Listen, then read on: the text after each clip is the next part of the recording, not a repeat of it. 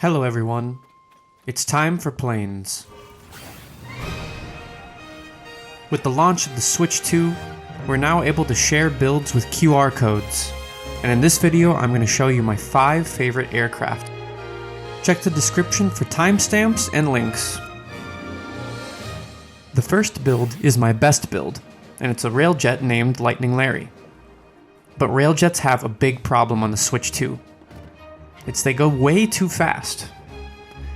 I tried a single rail on the front, but I went too fast. I tried some braking rails on the sides, braking rails on the back, and I even tried adding more and more fixed fans in different orientations, but I still broke the speed limit. And so then I tried putting Larry onto a wing, which will dampen the speed to the wing's limit. And this gave birth to the first iteration of Larry that I want to share with you today, Eagle Larry. Make sure you use real fans. Eagle Larry is the original Switch 1 Lightning Larry on top of an infinity wing, and the wing provides lift for a turret on the front, and here I've put a pulsed turret with 4 beams. I named this one Eagle because of its wide wingspan, its ability to soar, and it having a pretty powerful turret on the front. Let's see how it does on this Talus over here. Nice, we got the explosion. And in combat, you can hold back on the stick, allowing you to hover and get more damage, like this.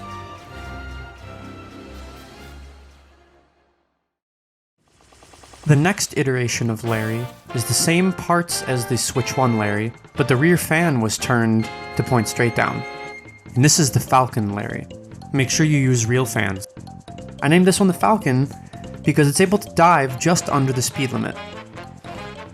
It travels a little bit slower at neutral than Switch 1 Larry, but I like how fast its dive is. And because of the fan pointed straight down in the back, we have unprecedented handling for a railjet.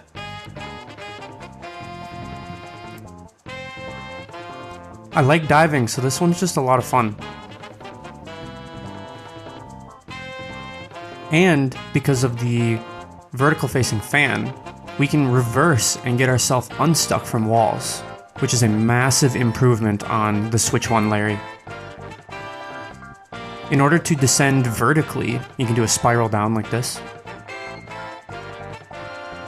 It ascends nearly vertically, so you can get out of the depths easily. The last version of Larry that I want to share today is a jack of all trades. It has 5 rails on the front, and it has 3 fans in total, making it the most like the Switch 1 Larry of the 3 variations. This is the Hawk Larry, and I've included a couple variations with rockets like you saw at the beginning, and it even is strong enough to carry some weapons. Make sure you use real fans. You can see that its dive is a little more horizontal, so it really feels like you're just zooming across the world.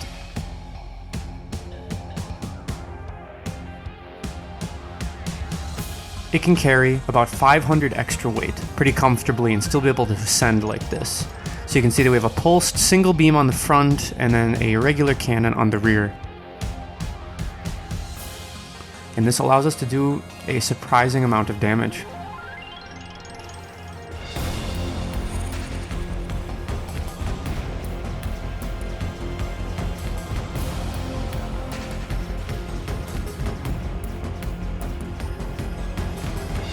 The beam sometimes misses, but the cannon doesn't.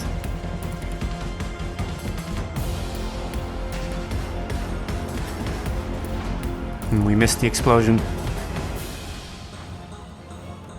And since we have that vertically facing fan in the back, we can do a little reverse maneuver like this. We're also able to get unstuck from walls just like the Falcon Larry. If you look closely, you can see that the 2 rear fans are pressed into each other. I used phantom clipping. One's facing down and one's facing diagonally back.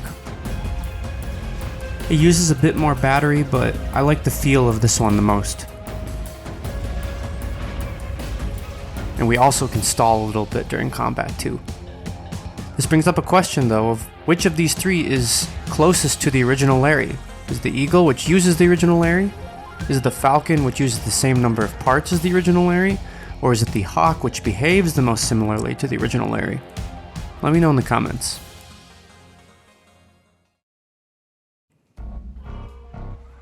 This next build is my very first major build. The Scorpion. It has 2 sets of pulsed beam claws, and I decided to forego the cannons. The reason for that is because cannons anywhere on the build were a potential hazard for knocking Link off of the control stick.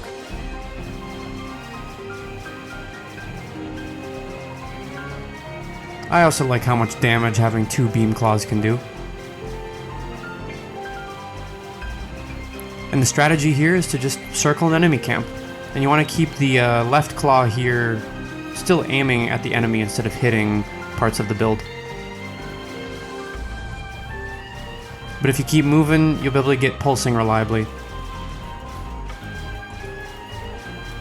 The nice thing about the Scorpion is its base is a hover bike, and then the other supporting fans are just to help with a hovering movement. And I've designed it to be about Link's walking or running pace forward. But if you hold it at neutral, it should just kind of float forward,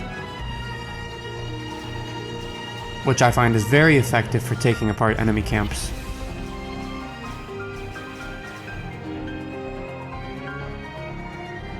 Make sure you're wearing the zonaite armor while piloting the Scorpion, because this number of fans uses a lot of battery.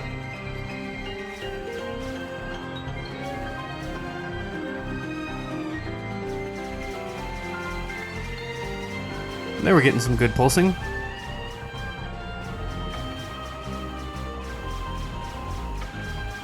Dang, those burned through that silver Lizalfos very quickly. The next build is another very old one of mine. It's called a UMPF, or Ultra Maneuverable Perpetual Flyer. The Sky Base. You can see a motor there spins some battery clubs, which connect the circuit between a shock emitter and the conducting motors. And using geared propellers allows us to turn very sharply like this. And this is kind of a controlled way to vertically descend too. You can do it right or left. And once those battery clubs are full there, then Link can let go of the control stick, and it will continue to fly. And you see the battery there is filling up.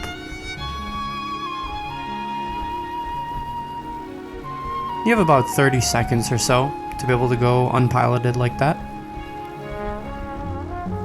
On the Switch 1, we were able to do a bullet time trick to make it do a backflip, but it looks like the 60 frames per second doesn't make this happen anymore, unfortunately.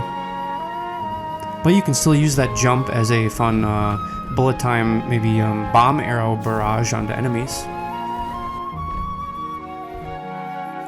And you have a pretty large platform, so if you needed to build a couple things, you'd have a little bit of room up here.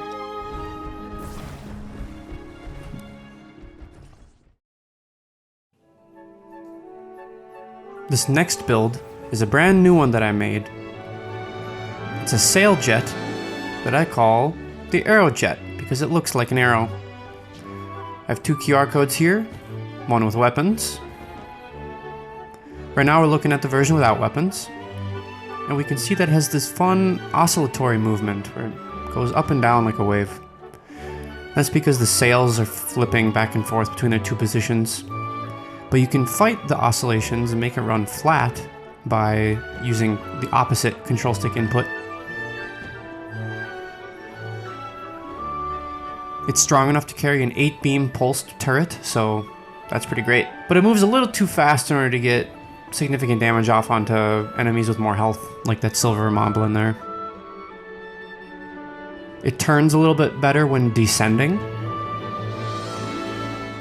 but it has very low battery consumption, so this is a pretty a good build to consider if you need to get across the map with less battery. Just don't go to the Elden region or anywhere hot.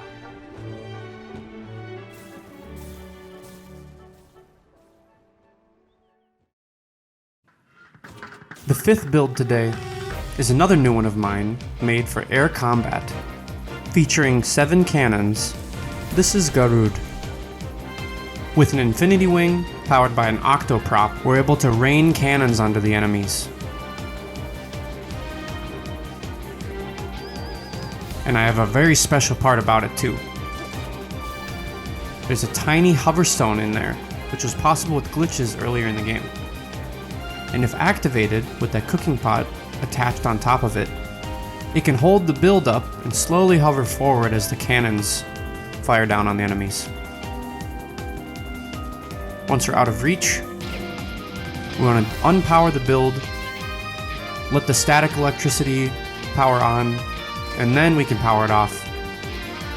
That way the propellers are going and we don't just fall straight down. Anytime you build it, make sure you use a real hoverstone. It'll shrink it down when you build. And then, when you get up onto the build, break the hoverstone free. There are a few different ways that you can pilot Garuda. You saw earlier that we can use a control stick to pilot it, or we can have it hovering with a hoverstone.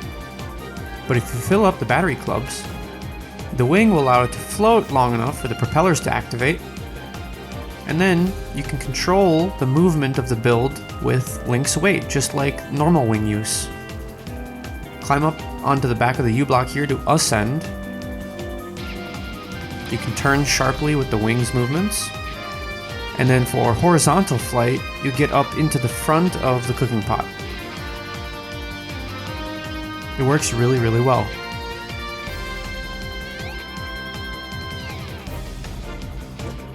Here's a little bit more combat.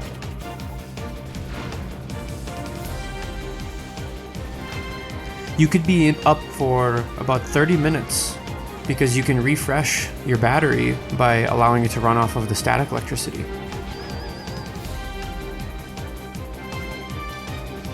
The build can't really get any closer than it just did. As you saw, the build got blasted pretty hard by the cannons, but it was sturdy enough to keep the cage on that tiny hoverstone.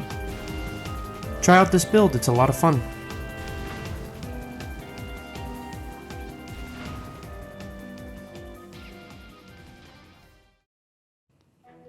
I have one more bonus build for you. Caught you by surprise. This is an excellent gunship that was designed by my friend Ultrababouin. This is the Spitfire.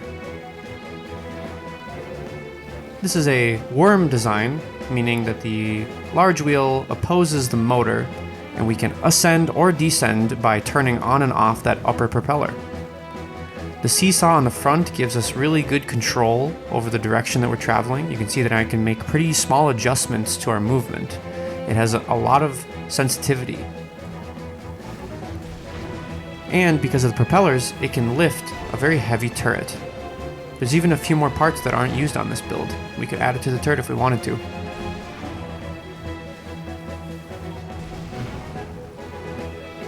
Combat is pretty simple, and you're able to move exactly where you want to with the sensitive handling of the build. This is my personal favorite gunship. I love it a lot.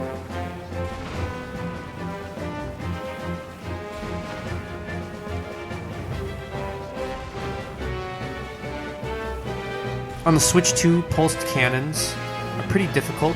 We're still trying to figure it out. It may be a very small window in comparison to the Switch 1. But as you can see, regular cannons working just fine. Now that we've taken out the camp, I'll show you how you can safely land it without breaking anything. So you go very close to the ground, lift up, and then let go, and it will land horizontally. Here are all of the QR codes from today's video. I hope you enjoyed these different aircraft that I showed you and you try them out. They are a ton of fun, and I put a lot of work into getting them ready and usable on the Switch 2. Thank you for watching, everyone.